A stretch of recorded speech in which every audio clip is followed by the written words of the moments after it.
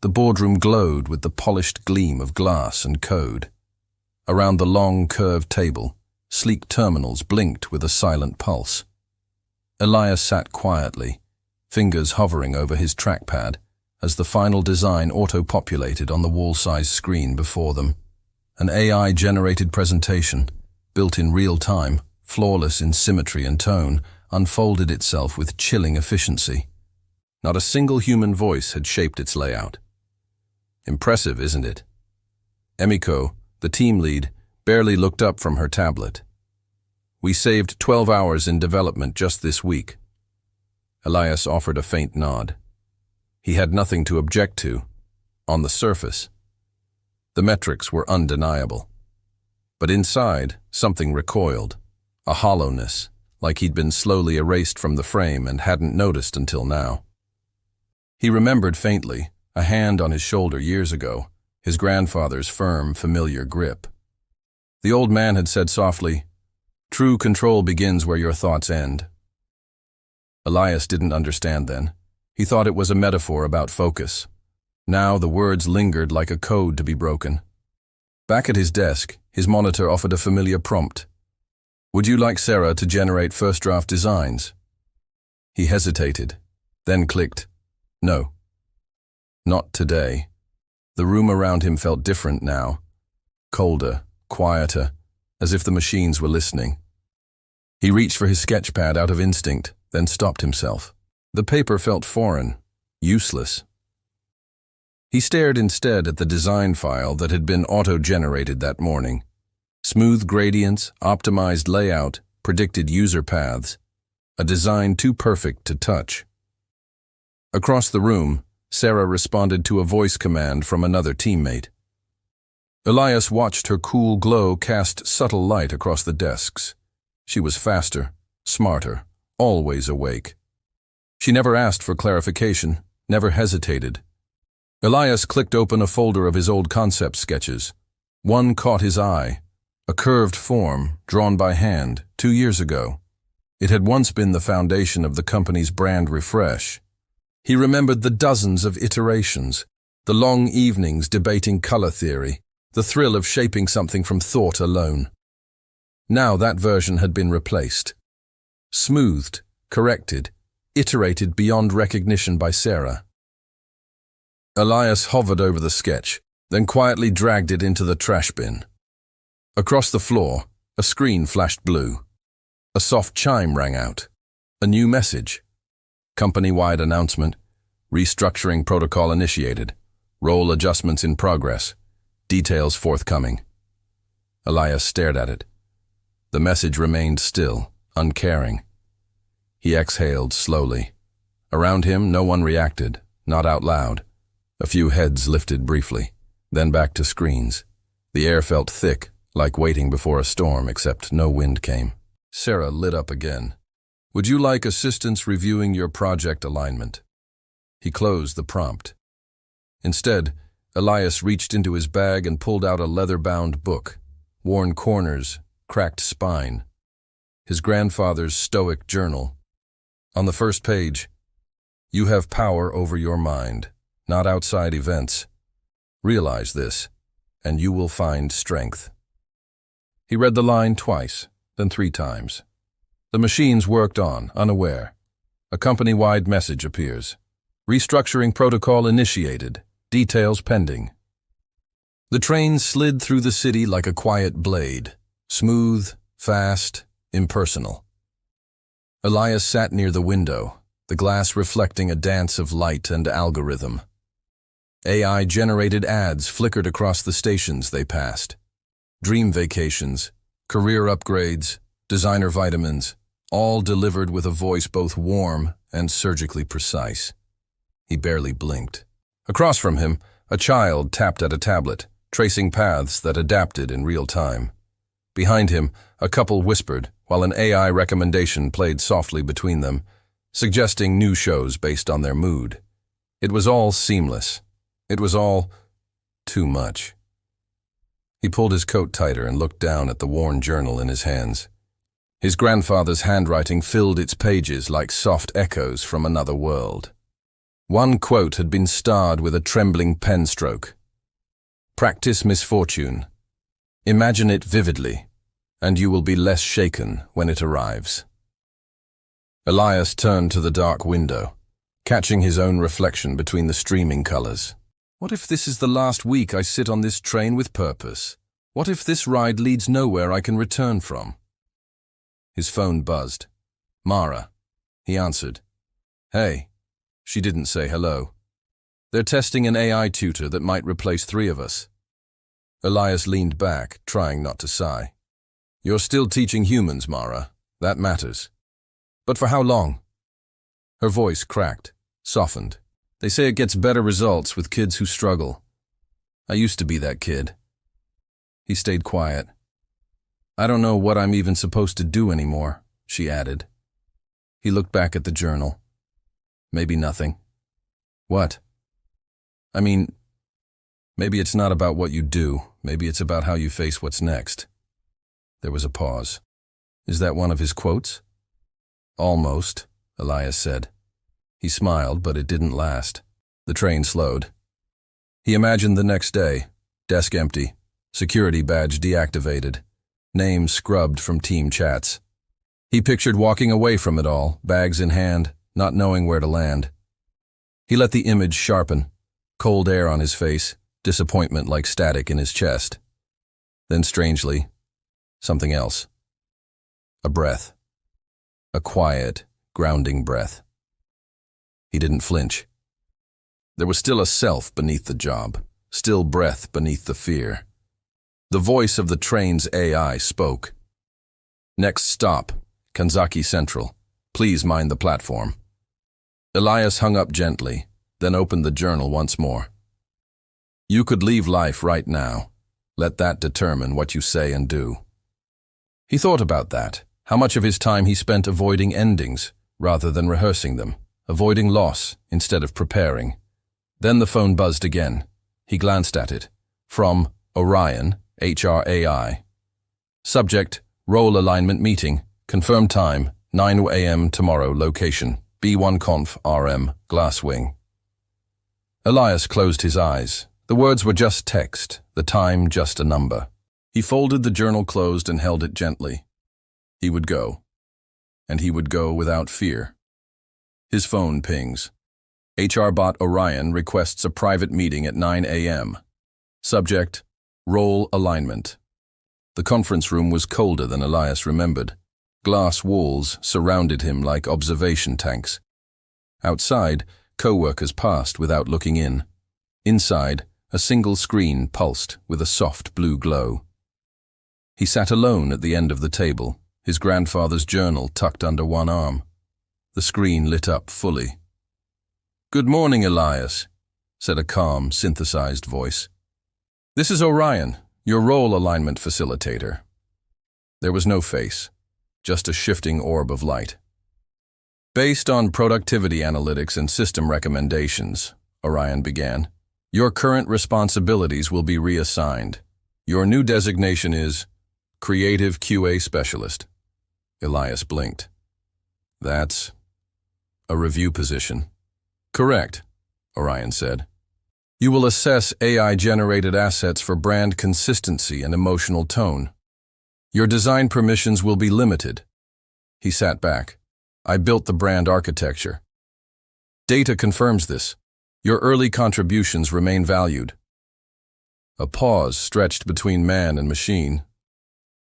And why now? He asked. This is not a disciplinary action. It is a workflow optimization. Do you wish to protest the change? He almost laughed. Almost. No, Elias said finally. Just curious how long the optimization has been planned. Orion paused. 6 months. Flagged during beta adoption of Sarah X. He looked at the table. 6 months, and no one said a word. You are still a vital part of the ecosystem, Orion added, as if reading from a script. Please review your onboarding packet before end of day. The screen dimmed. Meeting concluded. Elias stood slowly. The silence in the room pressed in from all sides. As he stepped into the hallway, Eyes glanced up, then back down again. No one said a word. The new position came with no welcome, no handshake, no direction. Just a box in his inbox, labeled Tasks. He walked to the stairwell instead of the elevator. Outside, the sky was unusually clear.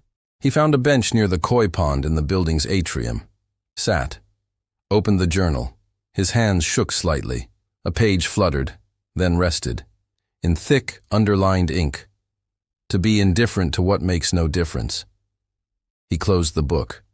A woman passed by, laughing into her headset. A delivery drone buzzed past overhead. The world moved on, perfectly optimized. Elias breathed. He hadn't been fired. But something in him had been dislodged. Not grief, something deeper. The belief that effort guaranteed importance, that mastering your craft ensured permanence. He looked down at his hands. They still moved. They could still build, even if the system didn't care. The journal rested on his lap. A quote circled in red caught his eye. "The obstacle is the way." He let the words sink in. Not just as a quote, but as a direction. Maybe the review work wasn't exile. Maybe it was a mirror. A place to see clearly what the system couldn't. Not outputs, not profit, but intention, human touch. He stood, steadied now. If this was the new role, then he would step into it with clean focus. Not bitterness, not retreat. He would shape what could still be shaped. That night on a bench, Elias reopens the journal and sees a quote circled in red. "The obstacle is the way." The rooftop cafeteria was a forgotten place, an open space above the noise, rarely used since the vending drones had taken over lunch. Elias carried a cloth-wrapped lunchbox and a thermal flask. No digital tray, no auto-ordered meal. Just food he had made with his own hands. The wind was gentle, the sun was high, and for the first time in months, he invited others to sit. "Lunch?" he offered, unfolding the box. Jun, one of the youngest teammates, looked confused. "This isn't part of a wellness campaign, is it?" Elias smiled. No metrics, just food. Slowly, a few came, not many, enough. Mara arrived late, wind tugging at her coat. "You weren't kidding," she said, eyes scanning the table. "This feels old." Kento arrived last, his entrance casual, confident. The kind of presence that filled a room, even one without walls. He dropped his AI glasses on the table. "Still doing things by hand, Elias? That's noble." Elias nodded. Not noble, just needed. Kento laughed. Needed for what? Comfort? Nostalgia? We've passed that curve. The AI doesn't just help anymore, it decides. You either ride the wave or sink. Jun nodded. "It's true. I started sketching again, but honestly, the AI's faster and cleaner." Elias listened, then unwrapped a rice ball and took a slow bite. "No argument there," he said. "But who taught the AI to draw curves with feeling? Who taught it subtlety, context?" They were quiet. "I'm not against the tools," he added. "I'm against forgetting we were the first tools." Kento leaned back. "That's poetic, but irrelevant." "Maybe," Elias said. "But when I started reviewing AI designs, I saw what it missed. Not just technical gaps, emotional ones, the kind of gaps only a person notices." Mara watched him carefully. "You ever think," Elias continued, "that the machine can learn what to say, but not why we need it said?" Kento scoffed. "That's soft reasoning." "No," Mara interrupted. "That's human reasoning." They sat in silence as the wind moved over them. The city buzzed below. Perfect, efficient. Elias reached into his bag and placed the old journal at the center of the table. "My grandfather once told me to stop fighting change and start guiding the parts of it I could touch." Jun looked at the journal. "And what can we touch now?" Elias smiled gently. "Each other.